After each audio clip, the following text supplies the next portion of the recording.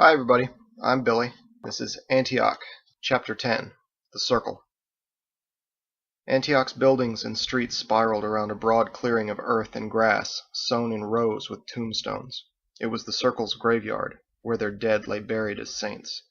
In the center stood the old single-story stone church, its thatch roof extended over one side to cover a forge. From there Jacob's hammer rang. Michael leaned his Callaghan against a post under the thatch. "Hello, Jacob." The blacksmith came out to meet him, smiling. "Michael, welcome back, sir." Then Jacob's smile fell away. "Pwah! You've been in it with the devil, hey?" Michael nodded, removing his tattered habit. John said Jacob. Jacob said John. Michael dropped his gauntlets, belt, and boots on the ground.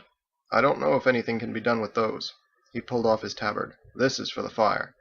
Jacob collected everything. "Phew, what a stench! These'll never do any good again."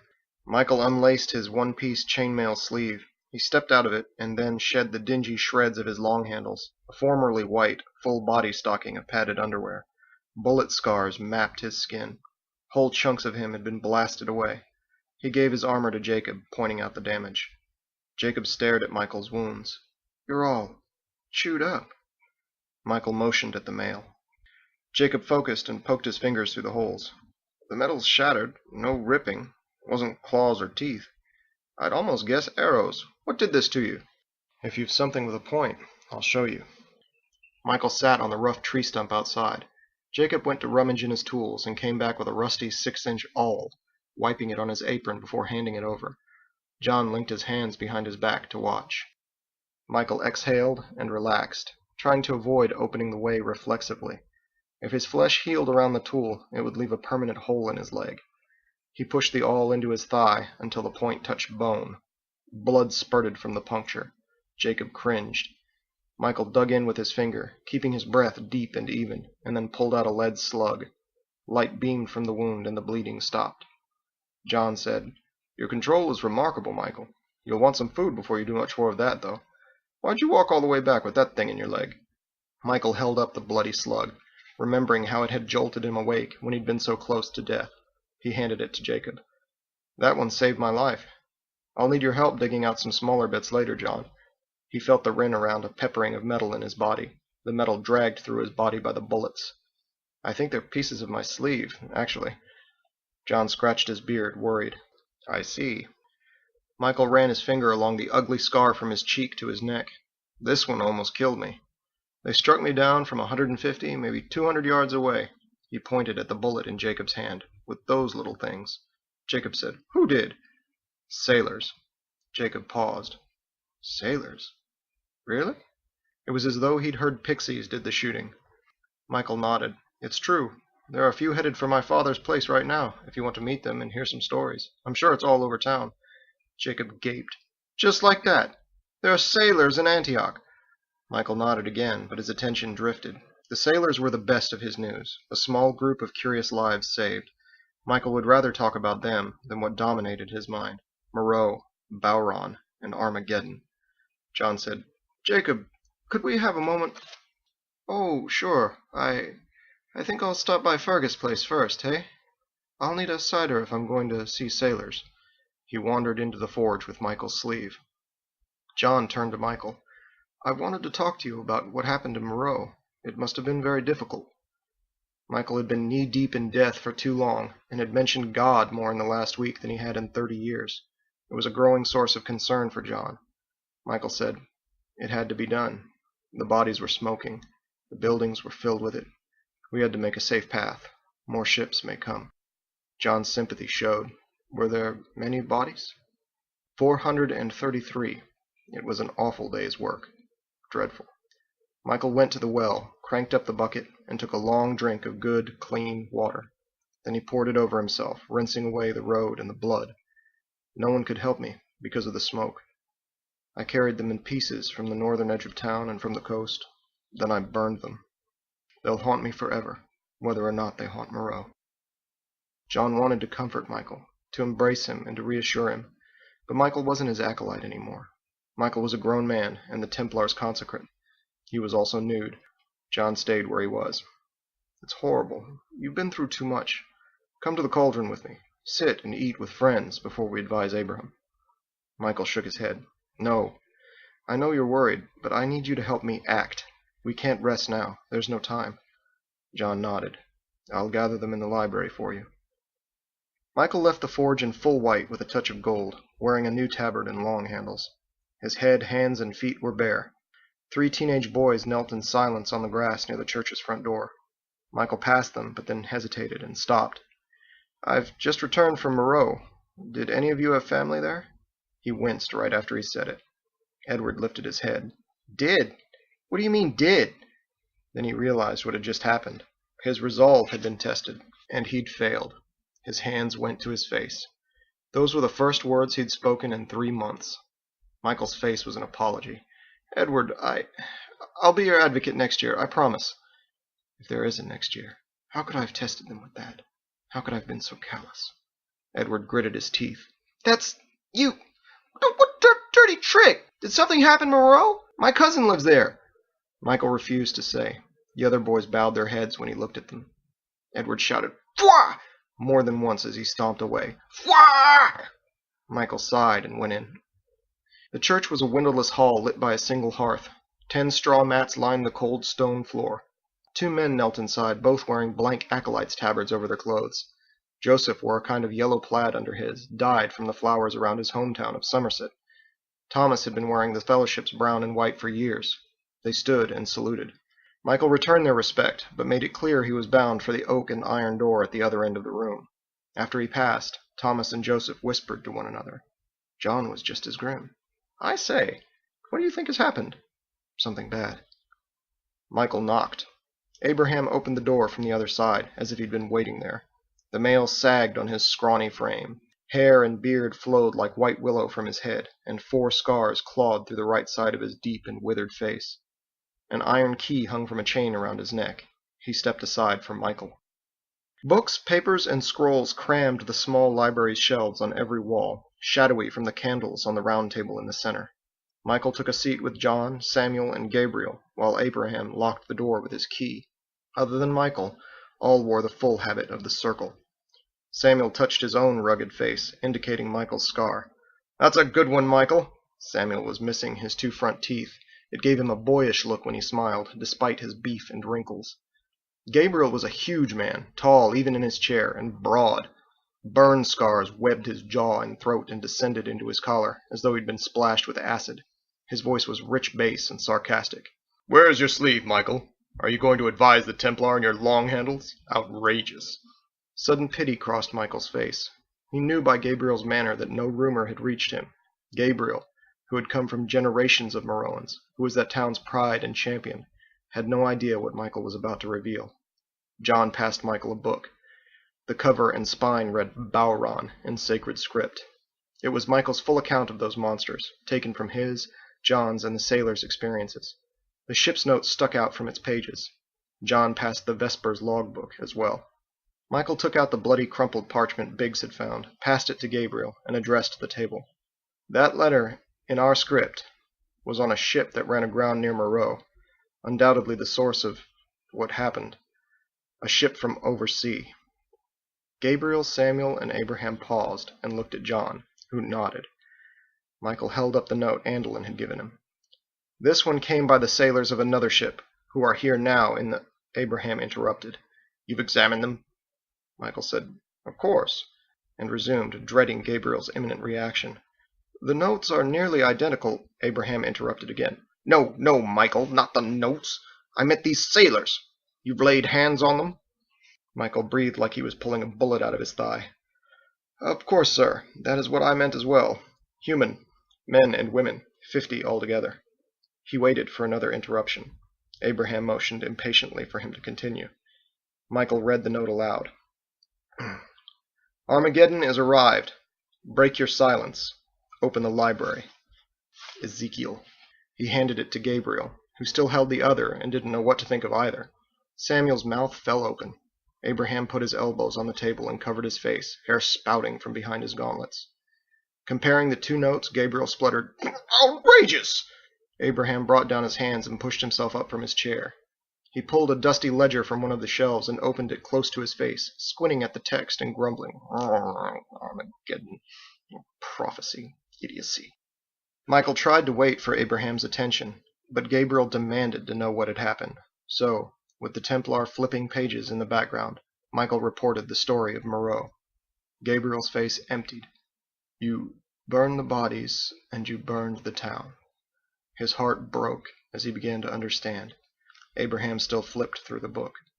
Michael said, Sir, did you hear what I said? Abraham looked up. Some sort of devil fever destroyed Moreau. I'm going blind, Michael, not deaf. He put the ledger on the table and his finger on a name. Here he is, Ezekiel, ordained as paladin on September 10th. He mumbled and counted on his hand for a moment. This Zeke is a liar, or he's 287 years old. His discovery and his lack of compassion struck the table. Gabriel looked about to vomit. Michael said, The sailors described him as a young man, and told of him restoring them to youth. Abraham scoffed. I can't imagine a 287-year-old man looking very young, can you? Michael tried to clarify. Perhaps Ezekiel's path allows athanasy. It was a fabled ability, curing age, near immortality. Abraham scoffed again. Oh, and not only that, he's discovered life oversea, and a way to get there without leaving any record or inkling of it here. But despite those great accomplishments, he sends us sailors to protect. Why is he bothering us to break our silence? Why doesn't he break his own silence and mind his own business? I don't know. What are you saying? You've got some paper instructing us to break the most sacred vow, and the word of a handful of strangers to authorize it. Abraham slid the old ledger toward Michael. Our record says Ezekiel died over 200 years ago. He's buried in the churchyard. Michael studied the book. Abraham continued. How do you know these sailors are who they say they are? How do you know any of this is what it appears to be? Michael said, I believe them. I've been with them. They aren't lying to me. Abraham shook his head at what he saw as the younger man's foolishness. Michael tried to provide an example on the sailor's behalf. If the writer is a liar, how does he know so much? Look at how practiced he is with the script. His hand is better than mine. Samuel offered Abraham one of the notes. Abraham glanced at it. Yes, he has beautiful penmanship. He gave it back. Has it occurred to you that it might be easier to burn down the world than to infiltrate the circle? The idea disgusted Michael. No, it hasn't. It's easier to learn the script than it is to learn the way. John said, You'll have to meet them, Abraham. They're like no people I've ever seen. I believe them too. Abraham stroked his beard. Samuel compared the notes. Well, he could have written a little more than this. Open the library. What's that supposed to mean? He looked around the small room. Sure, they kept it locked most of the time. The books were old and valuable, but only to them. Why would opening the library accompany such heavy matters as breaking silence and Armageddon? Abraham raised a sage finger. The deceiver hides in brevity. Gabriel glared. You didn't tell me where John and Michael were. I could have helped. Abraham ignored him. Gabriel slammed the table. There's enough truth in those notes to place the blame where it belongs. We kept our secrets while everyone died. Abraham said, Careful. Their eyes met for a tense moment. Gabriel looked away. John tried to comfort him. There was nothing you could have done. It was over before any of us knew. In the following quiet, Samuel studied Ezekiel's signature in the ledger. A similar hand wrote the notes. Something occurred to him. 200 years ago. That's before the Reformation. They considered his observation. The Reformation referred to a dispute over the abuse of power within the Church. It fathered many of the Circle's traditions. Little history remained of the ages before it. Samuel pushed the notes and the ledger away. If there are any lies or even a conspiracy in all of this, I really don't think it matters. These Bowron devils are the same problem either way. What are we going to do about them? Michael agreed and turned to Abraham. Sir? Abraham hurried him up. Your advice, consecrate, then I'll decide. Michael stood, took a scroll from the shelf and unrolled it on the table, revealing a map of the kingdom. We can't stay here. Not all of us. If these things find people, like the sailor said, we should be assigned to the larger towns east and west. He slid his finger in an arc over the southern coast, through Golgotha, Calvary, Mount Tabor, and Salem. Antioch marked the center of that imaginary line. Then we hope they come to us, and pray they don't wander north. Abraham harumphed. Hopes and prayers, is it? These places are days and weeks apart. How long of an assignment are you suggesting for each? Michael said, No one returns. Abraham questioned him with a look. Michael continued, 5 towns, 5 churches. He'd been thinking of the plan for days. He held up the Book of Bauron like an executioner before the cut. "I know them. Anyone more than a few hours from one of us is a life at risk. If the worst happens, these are the last 5 towns in the world." John had been involved in that conclusion. Samuel was speechless. The worst had already happened for Gabriel. Abraham reached out for Michael's book. "Shocking news and advice. I'll study this now. We may all need to copy it tonight." He opened it close to his face, squinting and frowning at Michael's script. Then he picked up one of the notes. Ezekiel's hand was much better than Michael's. Samuel cleared his throat. Must those be the 5? He pointed out a town on the map closer to Moreau. "What about Brayog? They'll hold out." Michael said, "It's too late for them, and traveling that far would risk breaking the line." Samuel looked to John, whose somber nod confirmed that assessment. Michael continued. "Also, the sailors suggested building a wall to protect against the smoke in wandering Bauron. That should be our first goal in each place. Support the idea and help." Gabriel's sarcasm returned with a hard edge. "A wall. What about the people outside of the walls, Michael? What about them?" "What do you suggest?" Gabriel didn't really want to attack Michael, so he calmed himself and explained. "It's not enough to preserve a few patches of men. Our responsibility is greater than that. The Circle kept its secrets for too long." He touched the bloody note. "This is the result of our effort." His grief surged, and he snatched the note from the table. "Moreau was the result of our effort!" Abraham's eyes narrowed. Gabriel said, "We must atone for those sins. We must make every man a wall. We must abandon crucibles and the order of trust and begin training acolytes openly and immediately." Abraham stabbed a finger at him. "That's dishonest! We're sworn to protect the way, not the world. You can't break this sacred vow." "Silence isn't sacred. It's evil. We've been hiding a gift from God. If we don't share it now, we'll be keeping secrets from the dead." Abraham trembled with frustration. It's that cult! You've been preaching God like that dirty deacon. In Tabor and now here. I doubt you'd have been so cavalier before your ordination, Gabriel. Where is your honor? The church trusts you." Gabriel stood up, almost to the ceiling. "I can no longer be faithful to both. I choose God. Damn the church." Unseen energies began to boil out of Abraham. "You'll force me to—" Michael cut between them. "Gabriel! Abraham is not interested in your advice on religion. Each of us is trusted, and will be so where we go. Our honor goes with us." Gabriel considered the implications of those words.